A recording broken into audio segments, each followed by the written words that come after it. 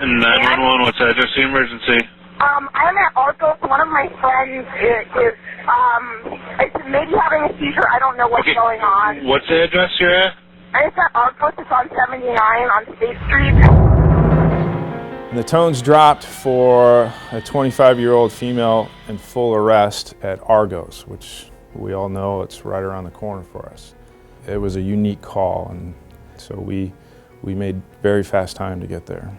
We've all been here long enough, we've all seen enough type of situations that we all knew it was a serious call. She was in full arrest. En route, the game plan was Kenny would hustle into Argos and begin CPR as quick as possible. When I jumped off that engine and started running across, and we typically don't run on a fire ground, but I did that night. The patient was down on the floor. She was blue, and she had what's described as agonal breathing and the body's last attempt to save itself. Immediately initiated chest compressions. And right behind me was the ALS provider from the advanced life support folks from Bangs. They were there, the fly car. David Sorensen, the lead paramedic for Bangs Ambulance, arrived in what they call the fly car. So they came in two vehicles, one the ambulance and then the fly car. Upon arriving there, firefighter Thompson had already started CPR, including ventilations.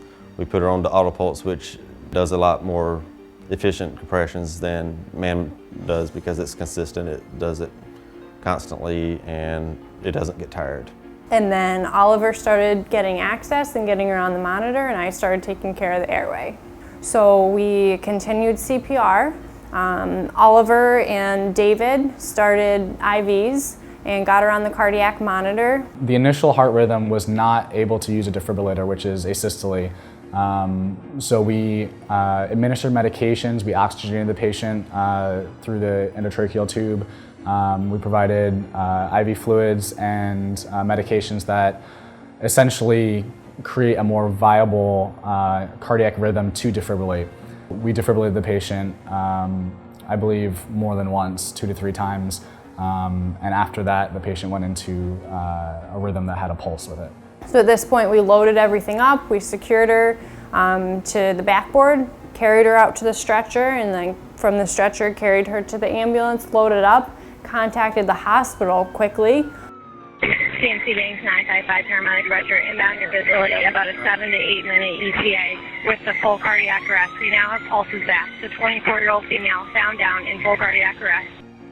Chances of that person not recovering are very high.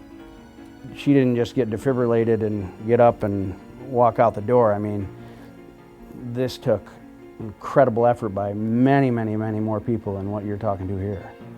The doctors and nurses and hospital staff, did amazing things for this girl for the next couple of weeks before she was, before we really knew what was going to happen. We were invited, the responders were invited to her birthday party up at the Varna Community Center. And there was a big turnout there, and a bunch of us went up, some of the Bangs folks, some of the IFD folks, we went up there and celebrated at her birthday party with her. Went to her birthday party. She's a wonderful, beautiful young woman. You'd never know anything happened to her just looking at her. Very, very sweet woman. I'm honored that whoever nominated us for this, however, it's a team effort. It's not just one person. It's an honor to be recognized by the American Red Cross. You don't get into this business expecting that. And actually, as you work longer in the business, you move even further away from any expectations of recognition. We essentially do it for public service and to assist our community. And the honors are simply gravy on top of that.